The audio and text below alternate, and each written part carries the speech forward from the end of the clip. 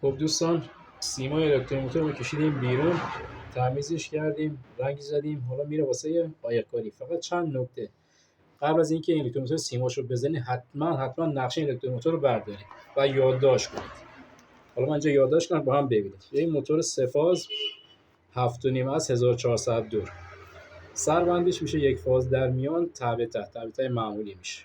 گام کلاف میشه 1/8 دور، 1/10 و 1/12. تعداد رو حتما بردارید. 100 دور بود، سیمش دولا بود. تقسیم بر دو بکنیم میشه 50 دور. سایز سیمش هم 85 بود. پس این نکته رو قبل از اینکه سیماشو بزنید، سیماشو در بیاری، حتما نقشه الکتروموتور بردارید که موقع میخواد بپیچین به مشکل بر نخوره. حالا بریم واسه عایق زدن الکتروموتور. خب دوستان، واسه عایق زدن طولش رو اندازه میگیرید. الان این 9.5 شما 1 سانتی که بیشتر بگیر میشه 11.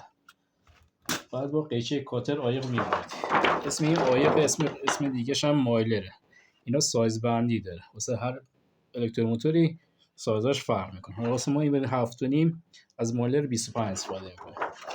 خب با قیچی کاتر روی 11 سانت برش میدیم.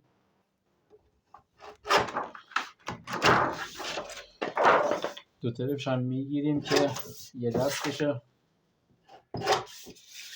خب این اندازه رو بریدیم. خب پهناش تقریبا میشه 3.5. شما اندازه 3.5 دوره برش میگید. این حالتی در میاد. تنها کاری که میکنی این دو طرف رو باید تا بزنید. تقریبا اندازه نیم سانت تا میزنید. حالا یه دونه دونه میدونید بزنید، یه تیکه هم میتونید بزنید.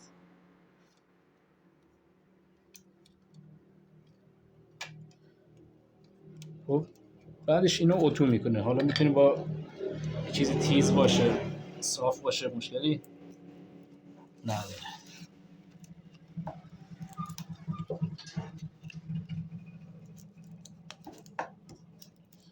اینو چند بار میکشی که صاف بشه، قشنگ بچسبه. بعدش میزن داخل شیر ببینه اندازه چطوره. الان 3 سانت و نیم که من گرفتم تقریبا خوب.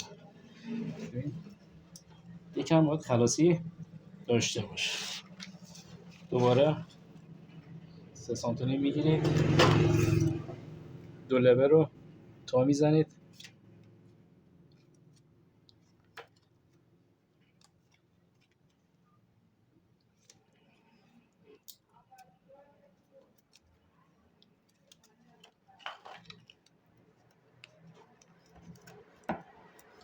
دوباره اتو میزنید.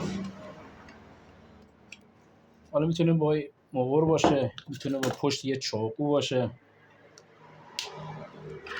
اینو فقط چند بار بکشید که صافش. دوباره جا میزنید.